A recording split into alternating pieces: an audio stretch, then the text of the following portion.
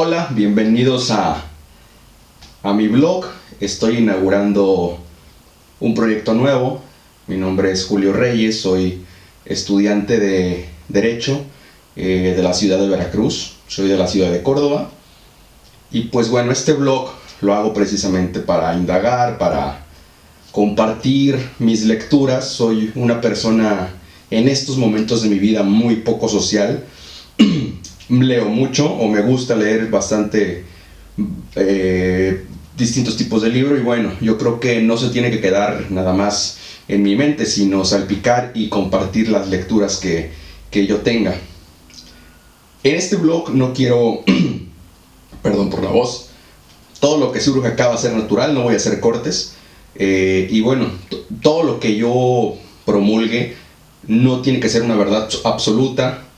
Si me equivoco en algunas cuestiones históricas, pues pon tu comentario, comenta, corrígeme, hagamos una dialéctica. Creo que estamos haciendo un buen uso de redes sociales, entonces bueno, voy a empezar. El libro que les quiero presentar, y es el primer video, ojalá se pueda observar, es El Anticristo. ¿Cómo llegó el libro a mis manos? Pues bueno, este libro llega a mis 29 años. Estoy cursando mi segunda carrera y es Derecho. Entonces me empezó a pues llamar la filosofía, ¿no? Precisamente con un libro que se llama El Mundo de Sofía. De ahí soy una persona bastante curiosa y empecé a indagar un poco más en lo que es la literatura filosófica. Es el primer libro que llega a mis manos de Friedrich Nietzsche. Y bueno, es un libro que llega a mí porque un hermano de mi abuela paterna, tío mío, hace muchos años, pues era una persona muy estudiada, muy letrada, le interesaba muchísimo la filosofía, y pues bueno, él tuvo que emigrar cuando mi bisabuela se puso un poco mal a Estados Unidos, y dejó muchos libros en cajas. Entonces, pues él dijo que se donaran o que los regalaran a alguien que le interesara. Yo un día llego a la casa de mi abuela y me muestra los libros y veo que son temas clásicos y que bueno, me voló la cabeza al verlo ahí abandonado todo ese material. Así es que decidí ir por unos cuantos libros. Y pues bueno, vamos a poner en contexto histórico para poder entender la obra. Friedrich Nietzsche vivió durante la época de la Segunda Revolución Industrial, también conocida como la Era Victoriana, ¿vale? La época de Nietzsche nos vamos a remontar a 1844 y hasta 1900 tuvo su periodo de vida, ¿no? ¿Qué es el Anticristo? Bueno, yo siempre he tenido una dificultad para entender los problemas de Medio Oriente, porque de antemano nos ponen un prejuicio que son temas muy difíciles de entender, muy complejos, y vas creciendo con este tabú de que quizás no puedas comprender del todo. Este libro me pudo abrir un poco el panorama acerca del Medio Oriente. Yo estaba en búsqueda de libros de Medio Oriente, de historia de Medio Oriente, de qué es el Islam, por qué hay guerras y por qué son tan bélicos, etcétera, ¿no? Es una cultura bastante extraña para mí, pero pues justamente este libro me hizo buscar, informarme en la historia de tres cuestiones en Tierra Santa, que es el Islam, el judaísmo y el cristianismo. El cristianismo es una catarsis y surge dentro del judaísmo. Cuando Jesús llega como judío, se proclama el Hijo de Dios, el Mesías, empieza a predicar su palabra a los 30 años, me parece, si no estoy equivocado, y los judíos no lo aceptan como el Hijo de Dios. Lo ven como un gran profeta, pero no como el Hijo de Dios. Entonces, el cristianismo se desarrolla después de la muerte de Jesús. Pasa a una rama que es el cristianismo. Y bueno, hay muchas cuestiones. ¿Qué es el anticristo para Nietzsche? Es una obra escrita por Nietzsche en 1888, aunque no es un libro completo, es una de las obras más importantes de Nietzsche. Es considerada como una de las obras más intensamente polémica en su carrera. ¿De dónde viene esta frase tan famosa de Dios ha muerto? Yo la he escuchado muchas veces, pero jamás le puse una importancia histórica o entendible. Y es una de sus frases más conocidas de la obra de Nietzsche. La frase aparece en varios de sus libros, como la famosa aparición de Así habló Zaratustra, que este libro se escribe de 1883 a 1885.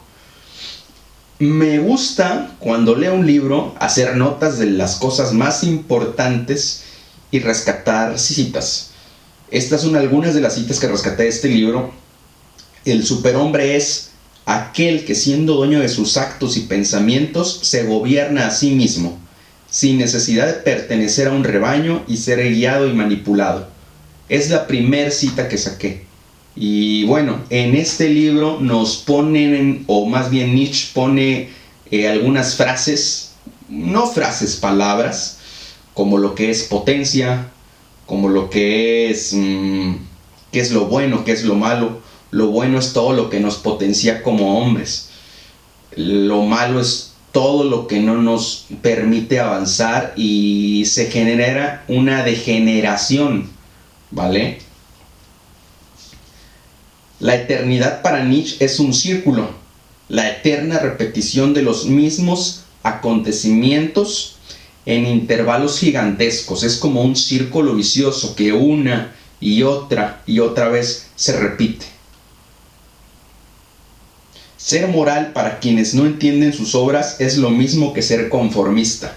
Este libro comienza a narrar y a expresar Nietzsche para quién está hecho este libro, y son para las personas, según sus palabras y según esta versión editora, que se llama Editores Unidos Mexicanos, pues es para la gente que tiene un pensamiento que no es de rebaño, un pensamiento que es para los que son seres rebeldes, seres que no tienen un dogma, que no están domados, que no tienen esta dogmática de pertenecer a un partido o no, sino a los que se critican su mismo pensamiento para elevarse, para llegar a ser un superhombre, para que todas las capacidades se eleven y la capacidad y las características que elevan a un hombre no se degeneren o no se menosprecien y no lo